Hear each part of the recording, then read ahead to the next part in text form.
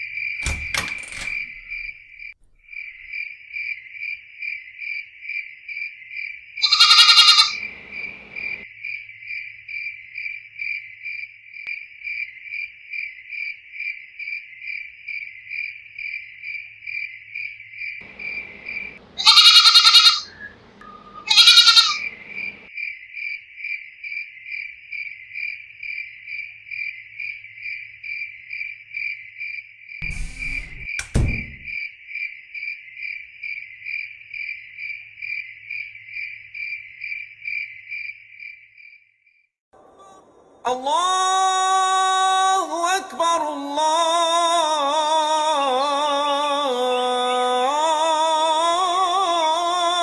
अकबर। अरे इमरान, जोया, उठो तो, कब तक सोते रहोगे? आज बकरा ईद है।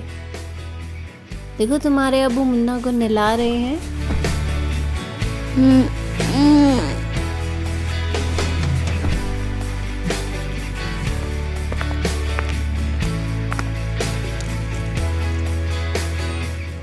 बेगम, मैं चलता हूँ, मुन्ना को हलाल करवा लाऊं, नहीं तो उस्मान भाई की दुकान पर गर्दिश हो जाएगी। मुझे इजाजत दीजिए।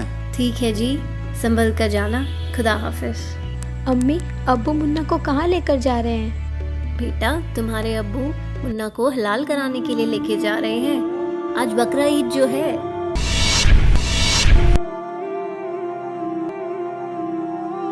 अबू अबू प्लीज मुन्ना को मत लेकर जाओ। बेटा ये जरूरी है।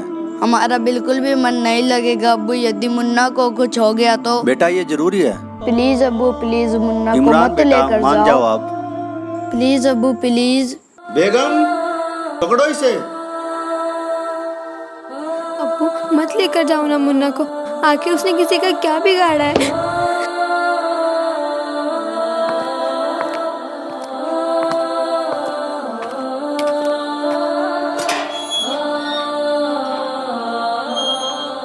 अम्मी मुन्ना को मत जाने दो।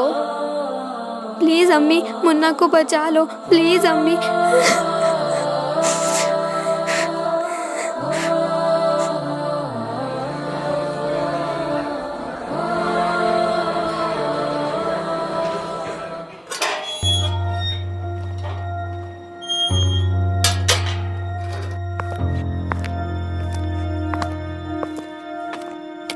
ये लो बेगम।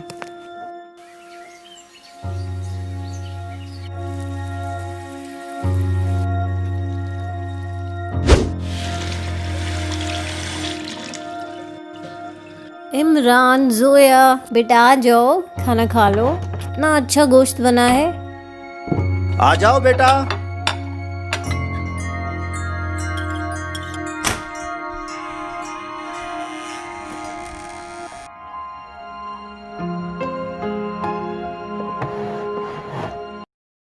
अब्बू मुन्ना कहाँ है?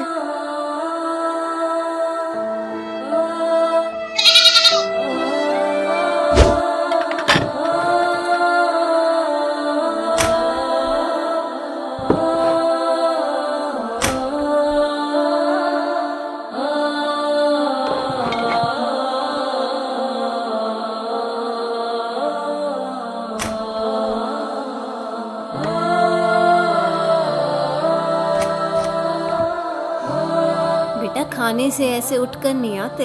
अल्लाह नाराज हो जाते हैं। चलो इमरान, खाना खा लो, उठो बेटा। चलो जोया, खाना खा लो बेटा, उठो। नहीं अब्बू, हम मुन्ना के गोश्त को नहीं खा सकते।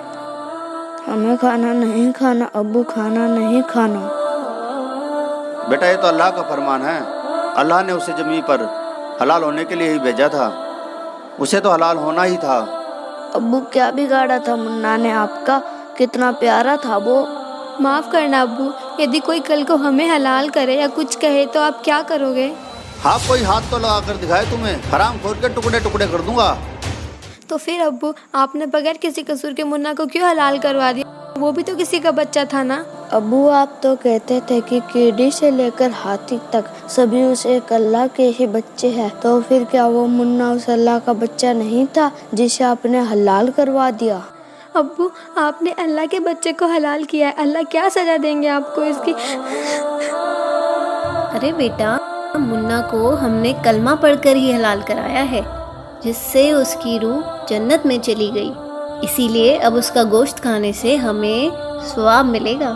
अम्मी, यदि ऐसे ही जन्नत में जाते हैं तो आप एक काम कीजिए, हमें भी कलमा पढ़कर हलाल करवा दीजिए, ताकि हम भी जन्नत में जाकर अल्लाह से पूछ सकें कि वाकई आपने ये हुक्म दिया है कि बेजुबानों को हलाल करो।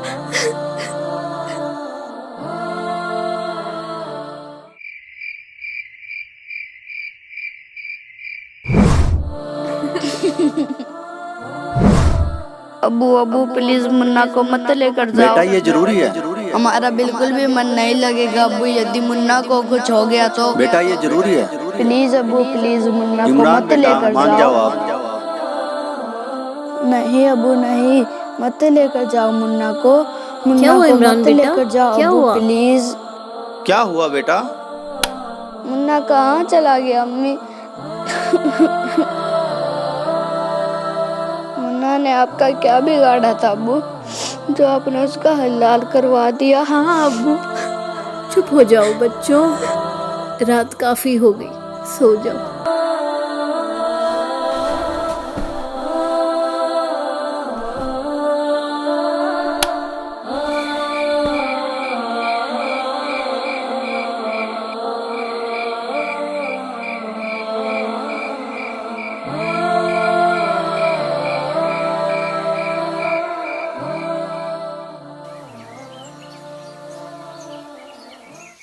अच्छा बेटा, मैं जा रहा हूँ। बेगम मैं जा रहा हूँ। अस्सलाम वालेकुम।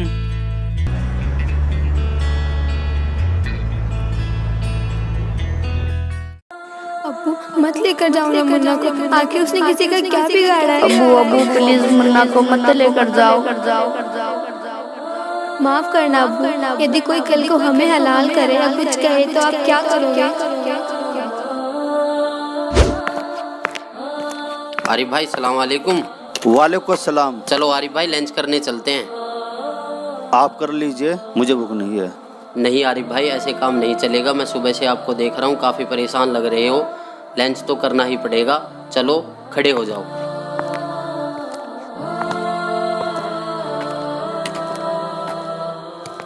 आओ आरिफ भाई बैठो। हाँ तो आरिफ भाई बताओ, क्या बात है? सुबह से काफ़ी परेशान लग रहे हो।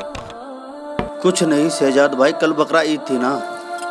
कल की बकरा ईद ने तो मुझे झंझोड़ के रख दिया, मेरी रूह को एकदम निचोड़ दिया। बच्चों ने मुझसे ऐसे सवाल जवाब किए जिसका मेरे पास कोई जवाब नहीं था। अब्बू मुन्ना कहाँ है? अब्बू क्या बिगाड़ा था मुन्ना ने आपका? माफ़ करना अब्बू, यदि कोई कल को हमें हलाल करे या कुछ कहे तो आप क्या करोगे? आपने बगैर किसी कसूर के मुन्ना को क्यों हलाल करवा दिया? अब्बू आप तो कहते थे कि कीड़ी से लेकर हाथी तक सभी उस एक अल्लाह के ही बच्चे हैं, तो फिर क्या वो मुन्ना उस अल्लाह का बच्चा नहीं था जिसे आपने हलाल करवा दिया? अब्बू, आपने अल्लाह के बच्चे को हलाल किया है, अल्लाह क्या सजा देंगे आपको इसकी? तो शहजाद भाई अब आप ही बताइए मैं क्या करूं? उसके बारे में किसी बाखबर को पूछ कर देखो कि वो बाखबर होगा और वही खुदा की इबादत करने का तरीका बताएगा। और फिर तो आपको यह भी पता होगा कि वो बाखबर कौन है। जिसके बारे में कुरान शरीफ के अंदर जिक्र किया गया है। वो बाखबर ही तो संत रामपाल जी महाराज है। उन्होंने ही तो मुझे कुरान शरीफ का सच्चा ज्ञान बताया है। वो ऊपर से जो आदेश लेकर आया था हजरत मोहम्मद, उसमें बिस्मल यानी गाय को काटना, मुर्गे को काटना, बकरे को काटना, इसको बिस्मल बोलते हैं। ये कहते हैं रोजा, बंग और नमाज बताई थी उसने। रोजा माने व्रत, बंग जैसे ऊंचे शोर में आवाज करना, है भगवान हमारी अर्ज सुनना, इसको बंग बोलते हैं। और 5 वक्त की नमाज कहते सिर्फ इतना आदेश था हजरत मोहम्मद का, ये मांस खाने का नहीं था। ये तो बाद में किसी फरिश्ते ने किसी में प्रवेश करके ये बकवाद गढ़ रखी है, उसने कभी नहीं कहा कि नबी मोहम्मद नमस्कार है राम रसूल कहाया, 1,80,000 को सौगंध जिन नहीं कर्ज चलाया।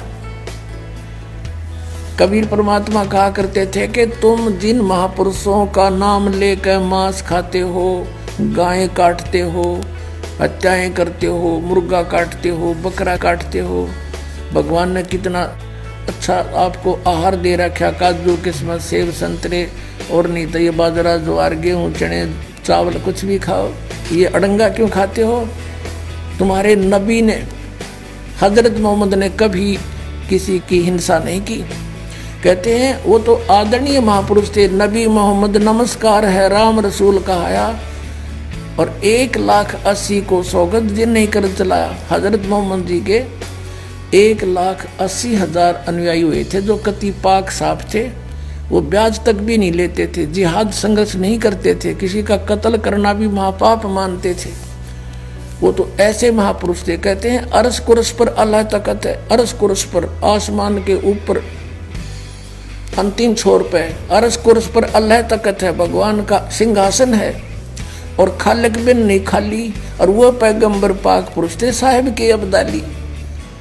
जिन महापुरुषों की तुम आड़ लेकर दुनिया को भ्रमित कर रहे हो, मांस खिला रहे हो, पाप के भागी बना रहे हो, उन्होंने कभी मांस छुआ नहीं।